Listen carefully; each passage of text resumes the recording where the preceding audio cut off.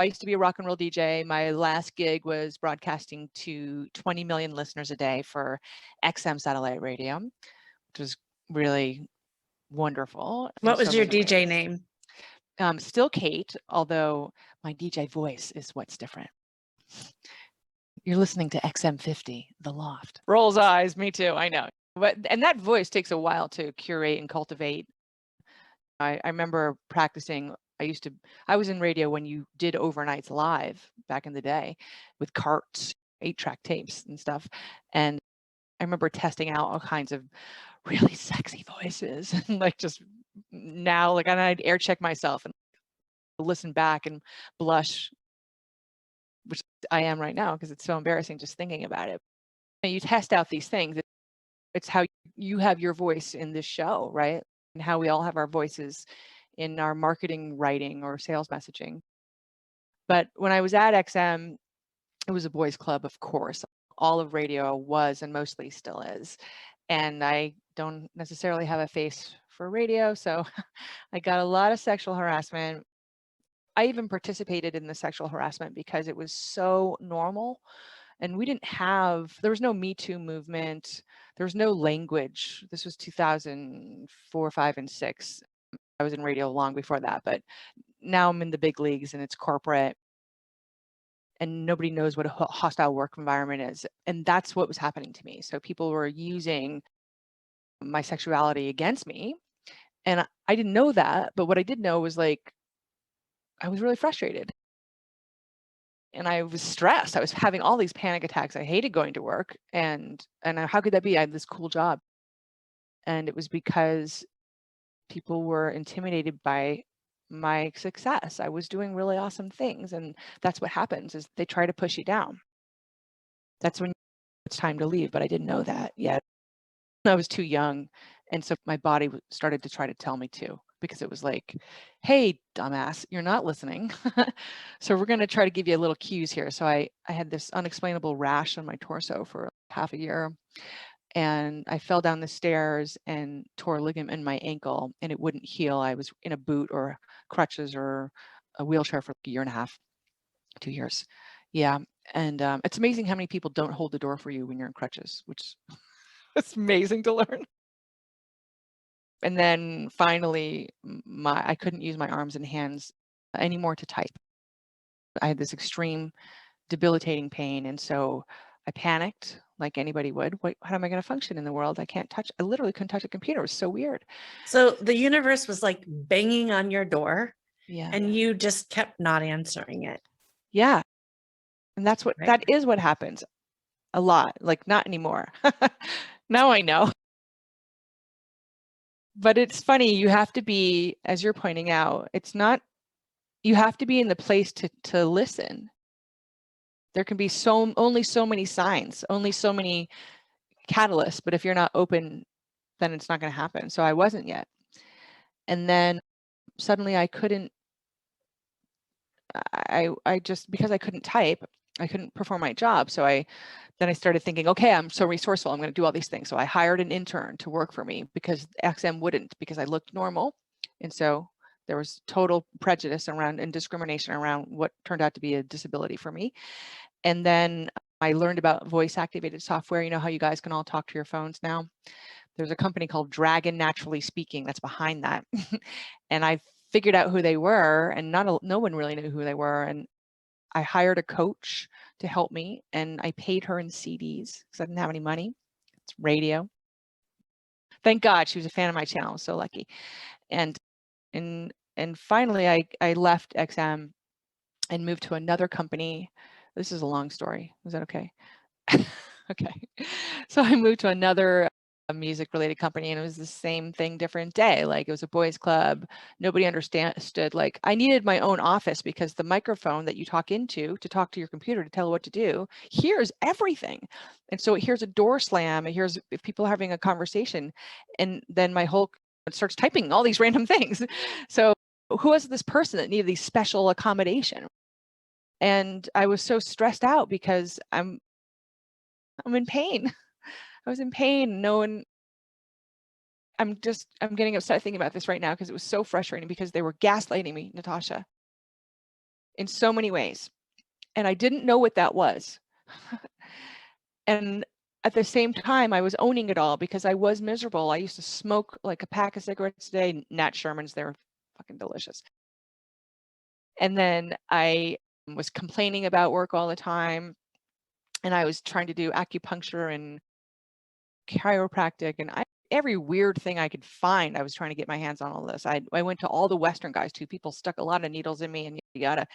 And finally my dad had it because I was just crying all the time. And he was like, you're not the only person in the world who has miserable things happening to them. Snap out of this. And he lovingly shook me by the shoulders and said, you can't work for other people. And there's no shame in that. Right? Dads, they're the best. I just have to say this about my dad. I was 37, had a 2-year-old daughter. No, I was 27. And I quit a job in advertising that had benefits, salary to pursue my career in music. And I got a flower bouquet delivered on my last day. And it said, "Go girl, Dad." From your dad? That's so Yeah. amazing. Instead of, "Don't quit your job. You need that money. You need those benefits. You have a daughter to look after." He supported me. So go amazing dads. Okay, Go continue. dads. Yeah, I'm tearing up listening to that because, and you were in the place to hear it. And finally I was too. So my dad, this has all happened in the same week. He said that my boyfriend, now husband, heard him and went to the bookstore and got me a startup book called Guy Kawasaki's Art of the Start, famous one. And I started reading that and I got about a chapter or so in, and Guy says, don't make a plan, just get started. So I was like, well, then I don't need to read this book anymore, obviously. So I checked the book and I was also reading The Secret, that self-help book. Yes, roll eyes because I hate that book. I hate it too, but I wanted to like it. I know. wanted to be one of the people, but I couldn't. Okay. We're with you. I'm with you on this because it's corny and it just seems so obvious. But then I thought, okay, what's coming out of my mouth? I hate my job. I'm in pain, like all these negative things all the time. And I was remembering when I used to play softball, if I hit a line drive, what was I thinking in that moment? And I was thinking, I rule, I'm the best. And that's not what I'm thinking now. I'm not thinking at all that I rule or so that inner, for me, my inner soundtrack is always going on and on. And I'm very negative, just generally. My husband is the opposite. He's so sweet and kind. Bless his heart. Thank you, Yeah. husband. Thank you, husband. Yeah, it takes that yin and yang. And so I understood what the secret was saying, manifest destiny, basically manifest destiny. And then the next day I met my first angel investors who gave me $50,000 for what? Yeah, it didn't matter. So they were fans of mine at XM, which is amazing. And they wanted to hand deliver a product for the company I worked with, which was very unusual. Everybody just mailed everything. But because they were fans, they were like, we got to meet you. And I was like, okay. So we went to lunch and I was just being myself. And myself is I'm not particularly edited, Natasha. And I was complaining very loudly about this music industry wonk that we all knew who had a very famous newsletter. And I thought he was a jackass. And they loved it. And literally they were like, we don't care what we do with you. We'll figure it out later. And we did. And I was very lucky because these two men just happened to also be really nice people with good integrity. And they gave me, I don't want to say lots of rope because I hate that. It sounds like I was tethered to a rope. There was no rope. Like they said, hey, she's a wild horse. We want to bet on this horse. Let's let her run. And that's how I roll. And we had a bunch of companies. The first one was music related. The first two were music related, actually. And I was finding my way and I still wasn't listening. I needed to get out of that industry altogether. And so finally, my aunt, who was the principal at the National Disability Institute in in DC came along and said, "You're really good at marketing this stuff. Come consult us. We'll pay you more money. You can get out of the music industry." And I was like, "Okay." And she put me on the Walmart account, was the first thing she did. So suddenly I'm watching Walmart and all their franchises, and AT&T and all theirs, and Bank of America and all theirs, and the United Way Worldwide and all theirs, and the IRS. So this really weird mix of people. They're about over 3 years, or about 20,000 individuals involved. And I just thought, what a mess. I got to organize these people for my own brain. I got to figure out, I don't understand what they're doing because I can't see it. And I needed to see it visually. So I made a spreadsheet that pulled together everything all these people were doing in marketing specifically. And then I started to look at consistency and content, and essentially built what became part of the skeleton for Lately. And it got the Walmart project, 130% ROI year over year for 3 years. Hey, go spreadsheets, right? At the time. And so then I had an agency. And what did you call that agency? Oh, no one ever asked that question. I called that agency Outlandos Media. I stole it from the Police, which is my Outlandos favorite band. D'Amour, my favorite band on the Thank you. planet. Yes, me too. I'm a huge Andy Summers fan. Yeah. Yes. I met him at a bookstore. I prefer Stuart Copeland, but Sting, of course, was amazing. But anyway, Of course, wait, Andy, I met Andy too at a bookstore. What were you doing? he had a book coming out. He was in Alameda, California, and he had 30 only. And I was like, oh, this is sweet and sad. It was before their reunion tour, which, by the way, I digress. I went to see at AT&T Park, the giant stadium. I was so bummed out because they harmonized everything and Yeah. they lowered the key. So you can't Yeah. sing along to that stuff. Anyway, Yes, it's true. anyway, so great name, funny name. And okay, so And for people who don't know what that means, right? It means Outlaws of Love is Outlandos D'Amour. So that I took the outlaw part because I fancy myself. you're definitely Cowgirl. an outlaw. Thank you. Me too. Okay. This leads me into the next question, which isn't super deep, but I was still curious. I am still curious. Where did you come up with the name Lately? Oh, yeah. So no one ever asked this really either, but our first product was, oh my God, what was it? It was this influencer thing that we still intend to build, like where I can't even remember exactly, but the idea was, what have you done for me lately? So it was like Clout. Remember Clout? What have you done for me lately? Yeah, exactly. So, you do has a music, like you can't get away from it, Kate, but okay. I can't, which is great. Do you remember Clout? Is that still a thing? So it's not a thing anymore, but Clout was for basically business stuff, and this was Clout for more personal stuff, because my superpower in radio and with Walmart actually is B2C. This is my personal superpower, and around how to make listeners into fans, customers into evangelists. And so our first product was basically something around this, and it just was a nightmare. Nothing ever happened there. And I actually had thought of it because I was looking up things on the lyrics and whatever, and I saw that there was a Van Morrison song called Have I Told You I Loved You Lately also. So I was like, okay, we can still use this name because it's cool. And then my team by then was already calling me Kately. I know. So you did not spend $30,000 with a naming convention company to figure out your name. No, we didn't. Thank God. I figured like this is one thing I should be able, but our first name was terrible. It was Cloud MRM. Yep. Not sexy. No. I wouldn't have even asked you where that name came from. It's so horrible. Yeah. Oh, it's okay. I mean, we just couldn't think of one. So we just needed something to be right. Suitable, you know. So I'd love to take this time and ask you to teach something to the listeners for somebody that wants to start a SaaS business and has no background in starting a business or technology or engineering, et cetera, what is something that you would say to them? Wow, there's so much. I'll say a couple of things.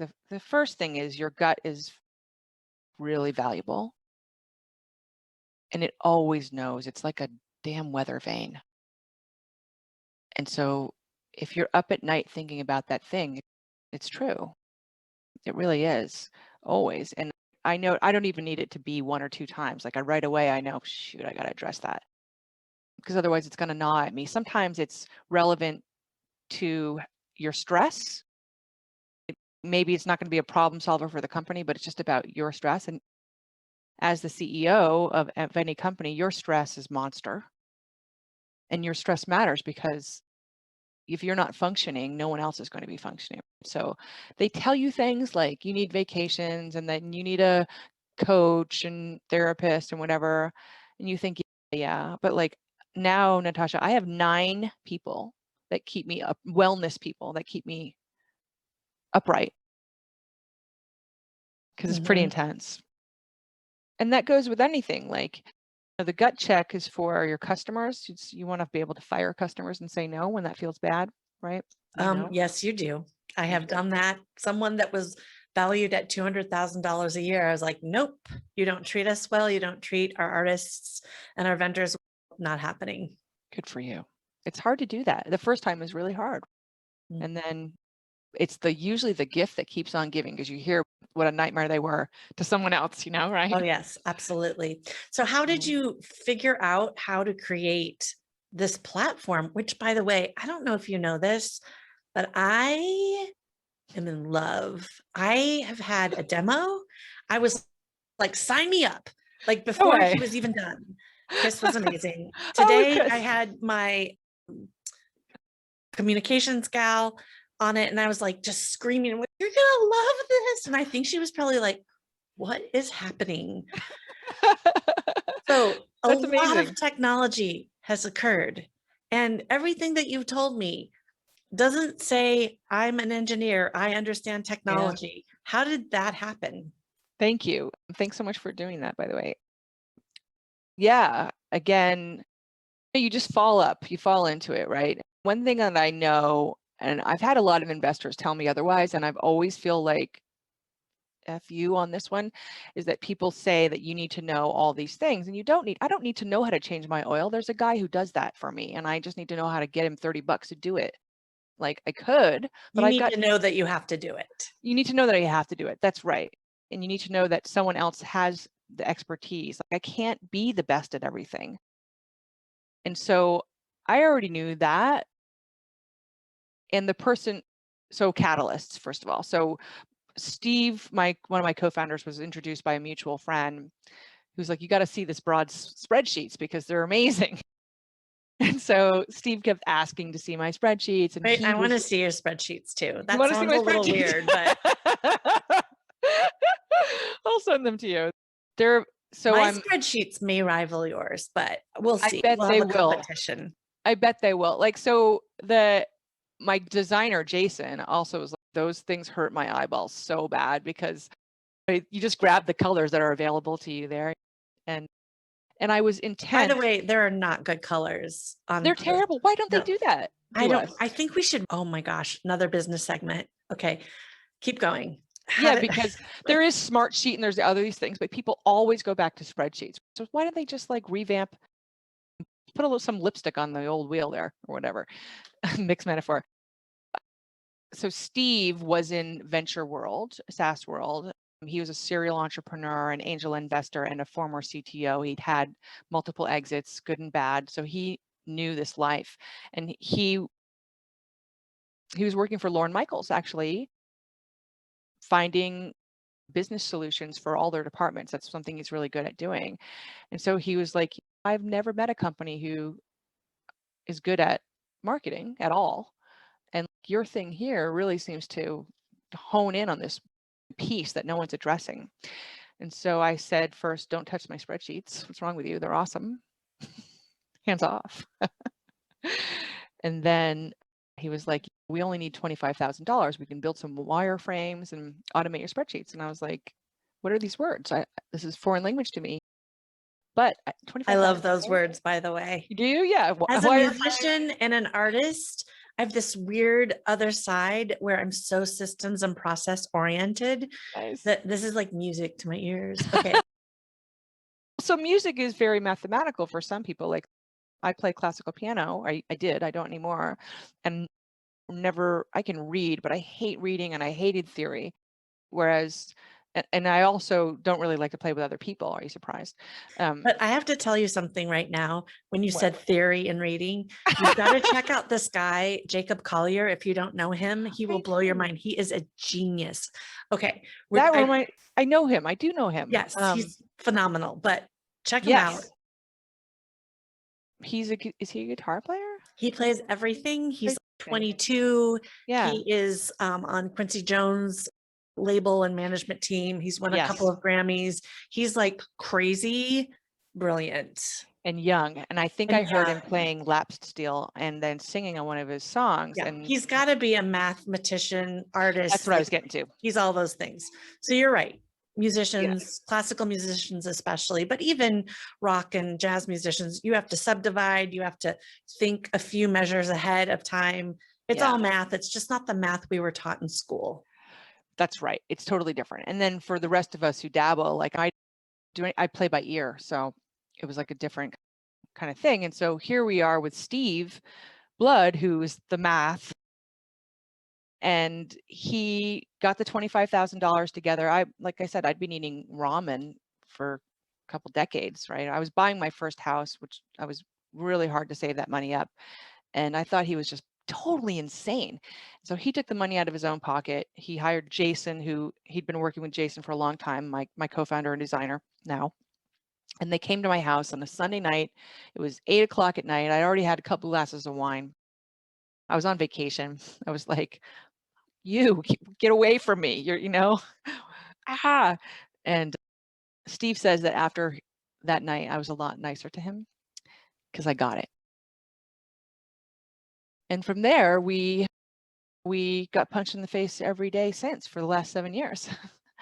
So Pretty that's much. how long Lately has been around, 7 years. Yeah, since 2014. Yeah. Wow. And I think, you know what? I think your market must just now be waking up to you. You may have been a little pre-market. Am I right about that? Yeah, but also we didn't know what we were doing.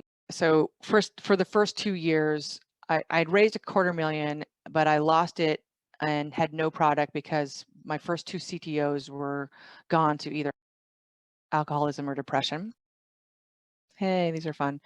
And then I got us into an accelerator. So I got us some $40,000 and some breathing room. And then we managed to start building a product, wasted more time raising no money from the wrong people.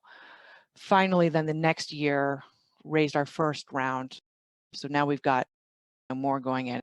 And basically it was a drip feed of different angel rounds and extensions and a lot of accelerators to get free rent and all that stuff. And do you have venture investments now? No, I said no. A couple things. I wanted that. So you'll relate to But this. you're a woman and there's only 2%, maybe 2.8% now that are funded. That's right. Yeah. So whoa. Sorry. Way to go. I think they increased from 2.3 to 2.8% in the last year, right? Yeah. Yeah. So my team, 95% of my team wasn't paid for 2 years, including Chris. Chris still doesn't get a paycheck, actually. Well, Chris better be getting something. Okay. I try to give him commission when I can cover everybody else's pay. So. Well, I am investing in Lately. So there's a drop in the bucket. Okay. We talked a little bit about the culture of corporate. And so you now have a corporation. I don't know if you're an LLC or an S Corp or a C Corp, doesn't really matter. How many employees do you have? There are 11 full-time and about 7 or 8 part-time. That's a lot of responsibility. And you are creating the vision and the culture and the core values. And I bet you're basing them off of your past unfortunate experiences. So talk to me a bit about that. Of course. I feel like I know you already. Yeah. like I said, I'm a wild horse. So I treat everyone who works at Lately like a wild horse because I need that autonomy to function, and I need the people around me to have it as well, because you don't want me to micromanage you. I'm a bitch. And I am, right?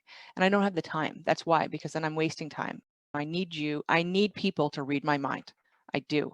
And I mostly find them, which is amazing. And they're people Do you who can use recruiters? no. One thing I learned at XM was to hire brains, not experience, and culture fit, actually, which is, I don't know if that's even legal, but It is. It it is. is. That's good. HR, we don't have that yet. I'm not a lawyer, so contact your lawyer, but I believe it is. Don't quote us, but yeah, so mostly through our own networks, which means we have a lot of women on the team. We only have one human of On the one male, Chris, how did I end up with him? because I think He's sassy, by the way. he's sassy. Do you have a music background, Yeah. right? So that's why, because Chris, as rock and roll DJ also. I So didn't thought- know that, but I had a feeling because of the questions he was asking him. Wait, on our first call, you're going to ask me a question that I really wasn't expecting and I don't know how to answer. Anyway, did. I won't tell you what the question was, but my answer was reluctantly Fame. Okay. Anyway, What? Wait a second. the TV show Fame. That's amazing. So let's go back to company culture and empathy. Okay. Why is that important to you? It's everything, right? So work is life and life is work. All life is work. And it goes back to, I think we were talking about a little bit before, everything is gold to me, right? So like garlic is the easiest one. So if I'm going to spend time unwrapping that stupid cover around it and then chopping each little piece, and I'm really good with a knife. I was a line cook all through middle school and high school and college, and every little piece has to get off that knife into the pan. If it doesn't, I'm like cutting it down. And so I feel that way about not only Lately, but everything I'm doing. I want it to matter. It does matter. If it's not, and I want my employees to feel the same way, and to treat each other and to treat you the same way. So for us, we're really lucky because we can walk the talk. So Lately, just so everybody knows, is artificial intelligence that creates content for you, social media content for you. It is so brilliant. I'm right? so excited about it. In fact, I almost can't wait to get over with this interview so I can fiddle around, see my stats from past posts, schedule this. I can't, seriously, I really adore you and I'm really loving this. Thank you. But seriously, this moment we're off, You're doing it. I'm in there. Okay. You got to send me this file too, so I can use this in Lately. So the way Lately does this is, and this is important to your question, is just everybody knows, we instantly connect to all of your social channels that you let us connect to. We look for the highest engaging posts, and we look at the words and the phrases and the sentence structures that made up those posts. So what did you write, basically? And we build our own writing model based on what we know already works for you. And then we have to learn. So in order for the brain to learn, you have to feed it long form content. And that could be a blog or a press release or a video or a podcast. Transcription of this podcast or the raw authentic video. Or the video, exactly. Then you push a button like Natasha wants to do. Lately will, in the case of video, transcribe the whole thing, find the best quotes of cool things you or I said, and put the video snippets of us saying those quotes into the social post for you. It's awesome. I can't even tell you how amazing this is. And if you have an affiliate link, I need it because I will become a very wealthy person. Awesome. We are working on that. Ankit is the man. And we need to reconsider it. It's another conversation because we keep getting screwed by people who tell us they're going to do it and then they never do. And then we end up paying fees and whatever. But that's another story. High class problems for SaaS. So the point though is Lately only works if there's a human involved. We get you 3/4 of the way there. We do all the business of clipping those things up, telling you what are the best phrases and words and keywords, but the human has to contextualize it, has to catch the mistakes, have to be like, that, so I said XYZ, maybe take out like those kinds of things. So there's lots of opportunities there. And this is the idea of automation, technology, and humans working together to make an actual 1+1=3 equation, like not just to cliche it out. So the way that But Chris wait, 1 + 1 = 32 or 32. 24 or 64. And if people listening to this do not know what I'm talking about, you need to do a demo with Lately.ai and see how many different posts one of your pieces of material can be output in this app. Thank you so much. I can't thank you enough, but yeah. So you push a button and you get a lot. You get too much, really. And if you apply that idea of technology gets you 3/4 of the way there, human gets you the rest of the way home, and then think about how Chris treated you. So Lately did the hard work. It made you lean forward in that demo and go, oh my God. But Chris did a lot of hard work too. Had you get the 20 and the human, like we don't do an automated demo. We don't do a self-service thing on purpose because our goal is to make you an evangelist. Remember my superpower? Yes, and you have made one in me, clearly. Thank you. Thanks. And that's the hard way, right? So Gary Vee says, scale the unscalable. The hard way is the way. And the hard way is the way. Like, how do you, and I knew this all through my radio career. And I did a lot of selling on the side for different companies also. And like, people respond to charisma. They just do. It's true. They want to be in the realm of this amazing person. So that might be a good lead into wanting to talk about social selling. What does that mean to you? What is the importance? How does Lately fit into that? Smart question. So it's so funny how technology or marketing, where they label things that like selling has been social since the first person was a man, actually, he sold a wheel to somebody. It's always social. You remember those library booksellers used to go door to door? It's why politicians they still do come door to door, because it's the most effective way. But it's also the hardest way. Nobody wants to do it. People are lazy. So social selling for Lately is very much designed to give you those social posts, but with the link to drive traffic back to the whole thing. So there's a very clear directive. We want to help you get the lead, get the sale, get the conversion, right? Okay, this brings up a question I have to ask for my Yeah. own benefit. I was going to link an Inc. magazine article about me and my company through Lately, and that would have driven traffic to the Inc. magazine, but we also have it on our website. Should I have pulled that URL from my website instead of the native Inc.?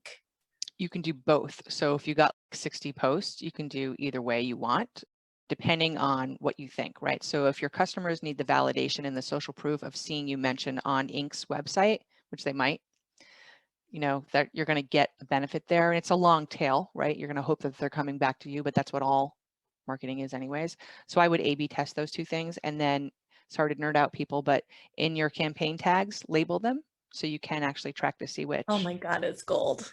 Okay. And I got to talk. So I was talking to the people at Inc. magazine a long time ago, because I was like, you guys have all of this content that's just collecting dust. And so if I was talking to them, what I would say is use Lately to market all the content on behalf of all of your entrepreneurs, drive it back to your online article, and you get to tag the entrepreneur in each one. You can do 60 posts, run them once a week for 60 weeks in order to get people excited about the next year's thing. I will figure out a way to connect you with the people at Inc. so that you can pitch them again. Thank you. I'm in pretty deep with them, and they're an incredible organization. And maybe they weren't ready to hear at that time. Yeah, because before COVID, COVID changed a lot of mindsets, right? That I would love that, Natasha. That would be like my karmic gift of thankfulness, and I will buy you a steak or a sushi dinner or whatever you like. It would make me feel very good to do that.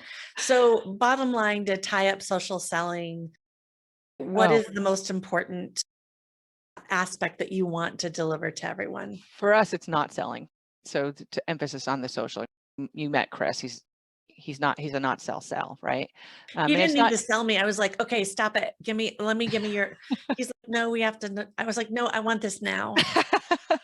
That's amazing. You're gonna make him feel so good because I know he was bummed out this week, so that'll be really good. I'm going to tell him to listen to this.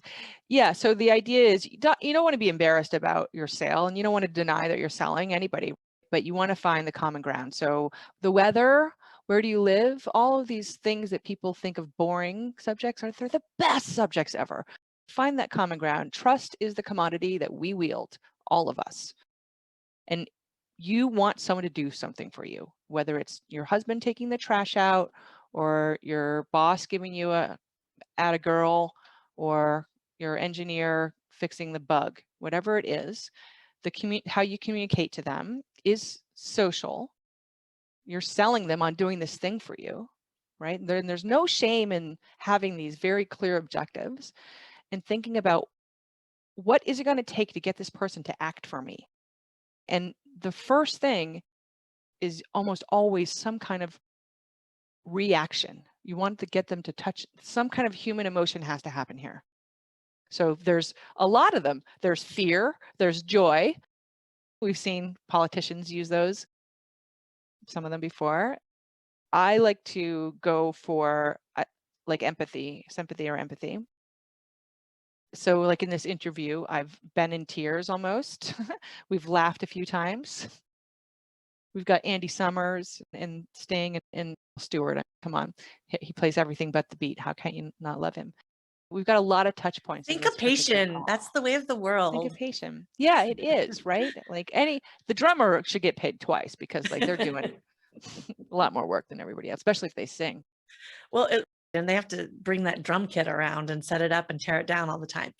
Anyway, Yes. I love this. I love that you are a really compassionate, empathetic entrepreneur trailblazer. That's a lot. I don't know who you're Yeah. talking about. That's a lot. Okay, so we're going to switch gears to right now, today. What is the biggest challenge that you're facing with your business and scaling and growing it? Oh God, it's me. I'm like negative Nancy. I'm up everyone's ass right now. And I don't think I'm being a very good leader. Like, we had a really tough surprise we had to swallow, and then another big thing, and they both happened at the same time. And if they didn't happen at the same time, There's a third thing coming. Just prepare yourself. God, I hope not. And so we were riding on this great high, and right now we're on the low. And I got to keep everybody together, and I got to keep all the horses running. And it's hard because we're fucking up, and I have to also point out that we are, and do it in a way where people hear it, acknowledge it, fix it, and move on. And when there's money challenges, it's when all the negative stuff comes. It's just across, and I know this. Plus, there's COVID, and even though we're coming out of COVID, I feel like my body is just saying, "You put off all this stress for the last year, and now we know you can take it now." And I'm really my energy to.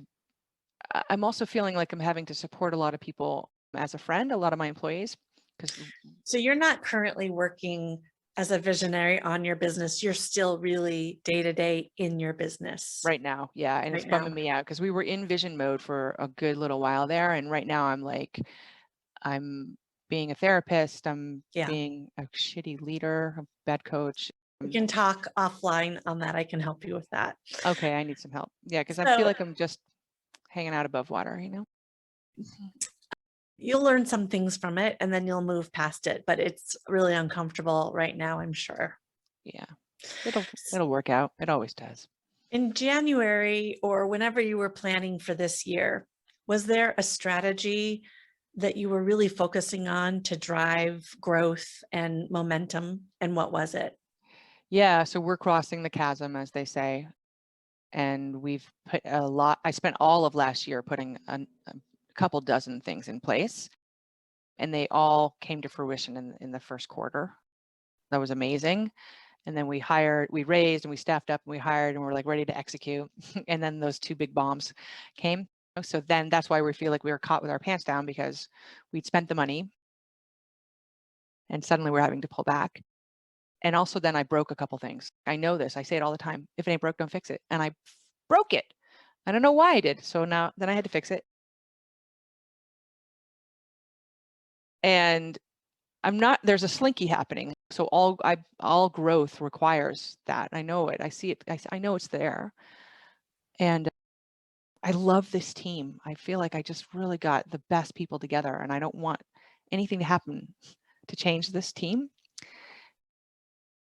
And so we just need to like hold on. Next month will be a transformative month for us. And in the meantime, not to be negative Nancy, but there's actually all this other really amazing stuff happening. So the chasm that we're crossing, all the things that I put into play for that are working like crazy, but we're Yeah, so down I just saw here. an Instagram post with you, and I think if I remember it correctly, you were celebrating, I think, $1 million in annual recurring revenue.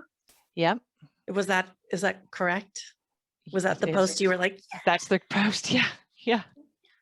So That's that the is a post. huge milestone. And the things that you did with empathy, with your spreadsheets, with looking back and then looking forward instead of only looking back, really have gotten you to this crossing. And then there'll be so many more, but that was a big one. So I just want to celebrate that too. Yeah. Thanks. We fucked that up. So that's why I'm not excited about it right now. Sorry to Yeah, say. but it will redeem itself. It It just, will. yeah, every challenge is the opportunity to actually, it's like the 2 steps backward, 1 step forward, or whatever that Yeah. is, 1 step, whatever the steps are. The do-si-do. I Right. believe in you, and I believe in Thank your you. product, and your product to me it's Thank you. you can tell it's hard for me to explain how excited I am about it. It's so good to hear that, because I like literally sit there in the middle of the night and I think maybe they're all fake. Maybe I'm just imagining this. These are the doubts you have because it's Of course. so. I have doubts all the time too, but I'm at the age and the experience for me to say, shut your mouth. That's detrimental to your progress.